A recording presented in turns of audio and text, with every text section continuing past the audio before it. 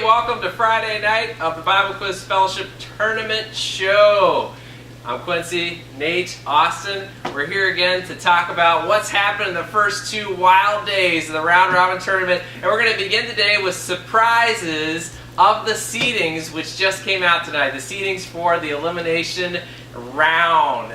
People get eliminated over the day. So one of the things that I'd like to note is just some teams that I noticed have higher point totals than other teams above them. So if you look at the point totals, Clay has a higher point total than 2 teams above them. It's interesting to see that. Maybe expect to see them rise a little bit. Also notice that later on down the bracket, our very own Nate's team, Bold, has a higher point total than 2 teams above them. So maybe another couple teams to watch. And one final thing to note is that I was kind of surprised at Sundown's finish in 10th place because, as you'll hear later, they had a big victory early in the day, a lot of talent on that team. I expect to see them rise a little bit in the standings. So that's kind of my first reactions. How about you, Nate? Well, my initial surprise when I first heard the rankings was the fact that Zealous was listed to be seated in the 8th place position going into the bracket. They only have 5 quizzers on that team, and they scored a total of 4,640 points. If you try to average that out per quizzer, that's quite a lot. I mean, I'm not going to do the math, but it's a lot. You're a banker. Well, where's the numbers? I'm not that kind of banker. Oh. All right. So I just thought that was really amazing with 5 quizzers being able to be that high in a tournament such as what we have here this year. So that just really stuck out with me. I look for them to be efficient and very strong tomorrow going into the bracket quizzing.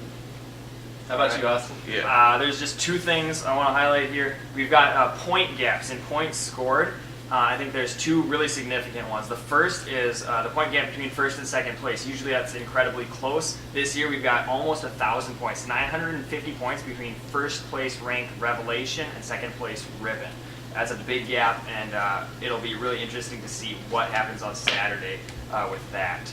And then you've got cross trainers and leaping in 14th and 15th place, and there's an 1190 point gap, way down at 14th to 15th. So that's the top 14 separated from the bottom 38, generally speaking, by over 1,000 points. I think that's huge. Yeah, and you know what else is interesting about that is that, you know, this year the top third for the All-Star team is going to be 12th place.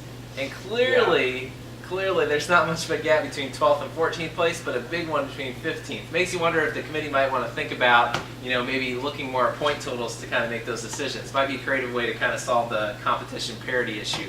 And just to follow up on one thought, I just quickly did the math there in my calculator, and it seems like, not in my head, it seems that zealous quizzers are averaging together 37 points a quiz. Wow. And that's what their quizzers are averaging. Yeah, 37 points a quiz each. That's real solid production, and they're a great team. Absolutely. All right, now we're looking at our producer, and she's going to help us out with. We did some predictions over the last couple days. She's going to help us out by telling us where we were right and where we were wrong. She's going to tell each of us where we were right, where we were wrong, and we're going to have a little chance to react to that. All right, I'm going to start with Austin. First of all, Austin was right about everything, every prediction that he made last night, so that's pretty impressive. He was right about the Revelation and Ribbon quiz, which was a really exciting quiz. He was right about, I lost the other one, the Unashamed and Messengers quiz. That was his upset pick. That was his upset quiz. Yep. Another really nice one was he picked Zealous in the Zealous, Clay, and Rise one. That was crazy yesterday. The young gun on the show showed up yesterday. So some pretty out there picks that turned out really well. However, his Wednesday night picks were maybe not quite so hot in general.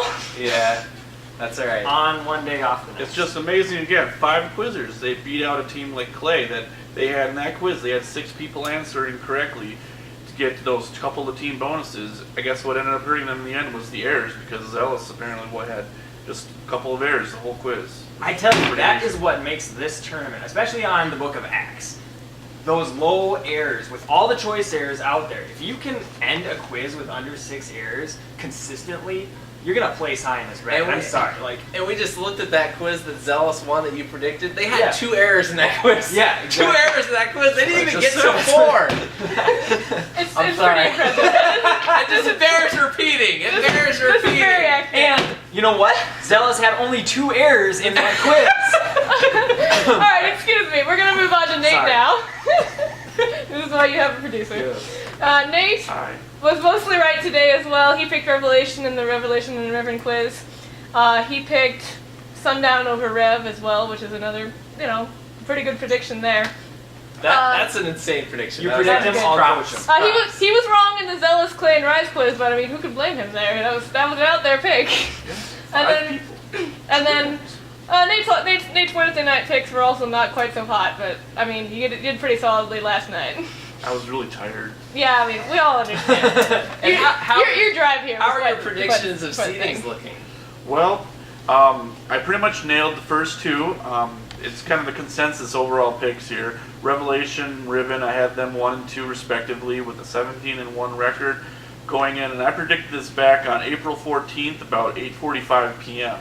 And About. as you can Approximately. according to Facebook, and apparently, so that was really my main two right there. I did pick ttiems like the Rebellion. I have them in 30th, and lo and behold, they are in Hey, I 30th did too. place. Nice.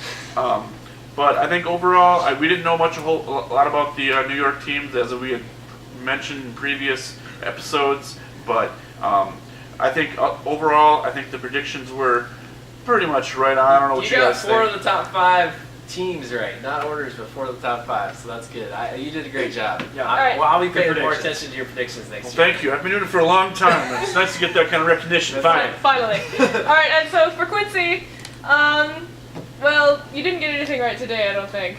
However, if I remember correctly, you got everything right the night before. So, half and half record, I think that's pretty good there. And it means we spread out our expertise over a Yes. couple days. Good planning, guys. Very So- good. Good job, guys. Intentional.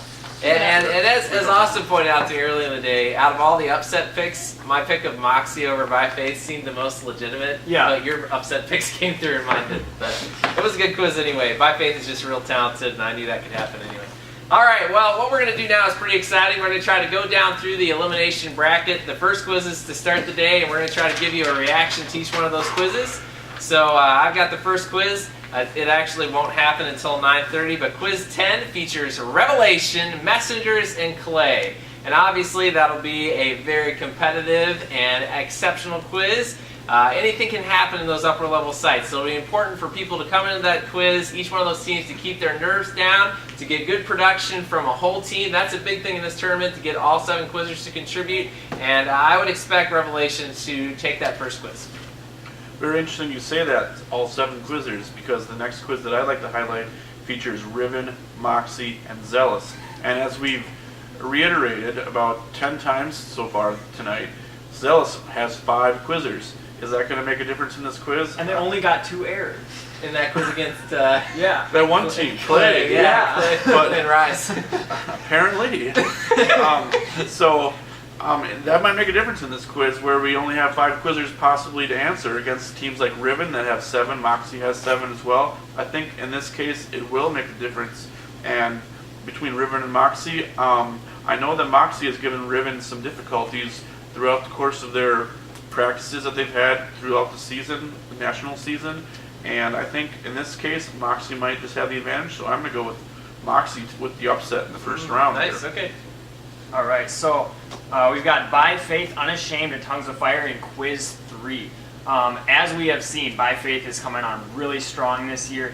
I think a lot of people had lower expectations based on their placement at Iowa, and they've proven that completely false. So, and another highlighted point gap here is between By Faith in 3rd place seated and Unashamed in 4th. There's a 2,080 point gap. Dang. I missed that one before. Yeah, I That's didn't see that before. insane. Wow. Classic So- By Faith. Yeah, Right there. exactly. And we've got Tongues of Fire in that quiz as well, so you can always expect something out of them. They placed higher than Sundown. I got to say that point gap is just too much. You got By Faith on that one. Yeah. All right, I'm moving on.